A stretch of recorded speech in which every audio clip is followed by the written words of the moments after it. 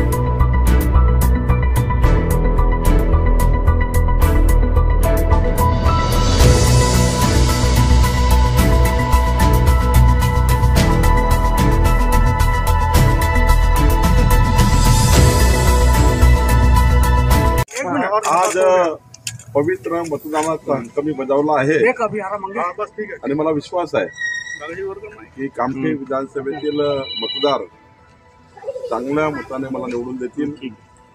महाराष्ट्रामध्ये महायुतीचं आमचं सरकार येईल आणि महाराष्ट्राच्या 14 कोटी जनतेच्या विकासाचा जो आमचा जाहीरनामा आहे, जो आमचा मॅन्युफॅक्चर आहे, तो मॅन्युफॅक्चर आम्ही पूर्ण करू आणि आमचं सरकार महाराष्ट्रात येईल। कामठीमध्ये तुमचं गड आहे कामठी, इथे काय सांगणार का? कामठीची जनता ही अनेक वर्षापासून माझ्या पाठीशी आहे आणि जनतेला विश्वास आहे की चंद्रशेखर बावनकुळेला जर मत दिलं तर ते विकासाच्या आशा पूर्ण करण्याचा जो काळ असतो पुढचे 5 वर्ष, त्या काळामध्ये मी जनतेचे घेतलेले मतं हे जे काही कामं माझ्याकडे येतील किंवा माझं कर्तव्य आहे ते मी पूर्ण करणार आहे। आज राज्यामध्ये सर्वत्र एक उत्साह पाहायला मिळतो, असं वाटतं की यावेळेस मतांचा टक्का वाढेल, खूप टक्का वाढेल।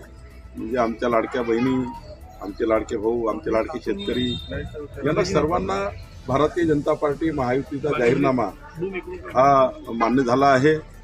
काँग्रेसचा जाहीरनामा जनतेला मान्य नाही, कारण काँग्रेस ही फसवणूक करते।